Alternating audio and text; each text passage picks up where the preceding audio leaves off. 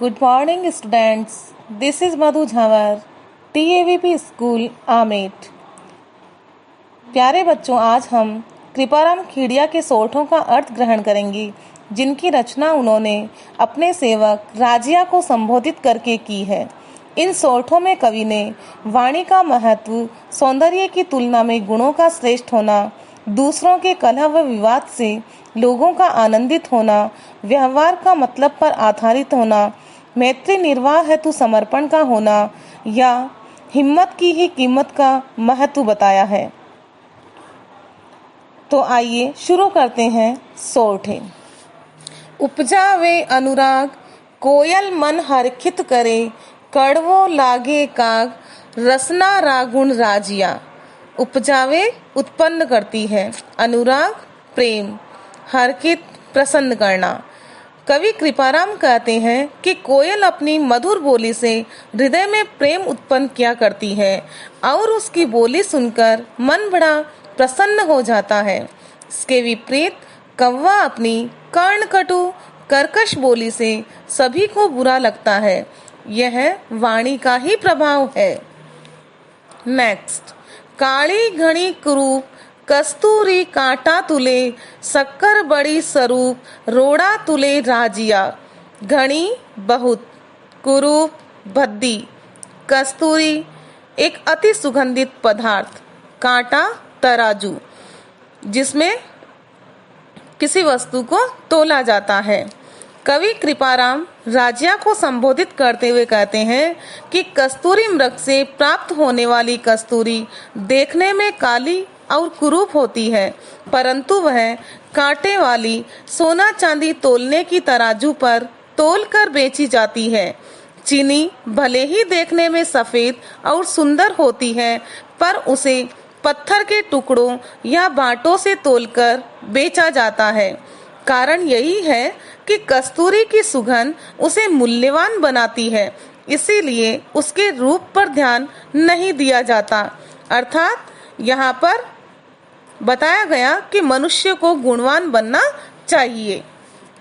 Next, डूंगर जलती लाय, जोवे सारो ही जगत, पर जलती निज पाय, रति न सूझे राजिया। डूंगर पहाड़, जोवे देखता है, न सूझे दिखाई नहीं देती। कवि अपने सेवक राजिया को संबोधित करते हुए कहता है कि दूर पर्वत पर जलती आग को सारा संसार बड़े आनंद के साथ देखता है, किंतु लोगों को अपने पैरों के पास लगी आग तनिक भी दिखाई नहीं देती। भाव यह है कि लोग दूसरों के बीच हो रही कलह और विवाद को देखकर मन ही मन प्रसन्न हुआ करते हैं, पर उन्हें अपने ही घर की कलह और विवाद का ध्यान नहीं आता। अर्थात हमें स्वयं के दोषों को देखना चाहिए। नेक्स्ट, मतलब री मनवार, चुपके लावे चूरमो, बिन मतलब मनवार, राब न पावे राजिया। मतलब स्वार्थ, मनवार मनुहार, चुपके चुपचाप। कवि कृपाराम कहते हैं राजिया इस संसार में सभी अपनी स्वार्थ सिद्धि को ध्यान में रखते हुए व्यवहार किया करते हैं। जब व्यक्ति को किसी से अपना मतलब निकालना होता है तो वह उसे चुपचाप स्वादिष्ट चूरमा लाकर खिलाता है, और जब कोई स्वार्थ नहीं होता तो उस व्यक्ति को कोई राब भी नहीं देता। अर्थात स्वार्थी लोगों द्वारा खुशामद किए जाने पर सतर्क हो जाना चाहिए।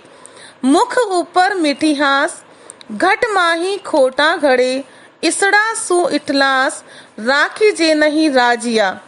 मिठियास मीठी बातें, घट मन। कवि कृपाराम कहते हैं, हे राजिया, जो व्यक्ति मुख से तो बड़ी मीठी बातें करते हैं और मन में तुम्हारा अहित। ये पापा पागल हो के वो वीडियो बना रहे ना। अरे तो मत की कर रही होगी यार, ताकत तो हटा, आपको बेकार है वीडियो। जो व्यक्ति मुख से तो बड़ी मीठी बातें करते हैं और मन में तुम्हारा अहित करने की भावना रखते हैं, उनसे कभी भी मित्रता करना उचित नहीं। ऐसे लोग कभी भी अपने स्वार्थवश तुमको धोखा दे सकते हैं। यानी यहाँ लोकोक्ति चरितार्थ होती है, मुंह में राम बगल में छुर्री।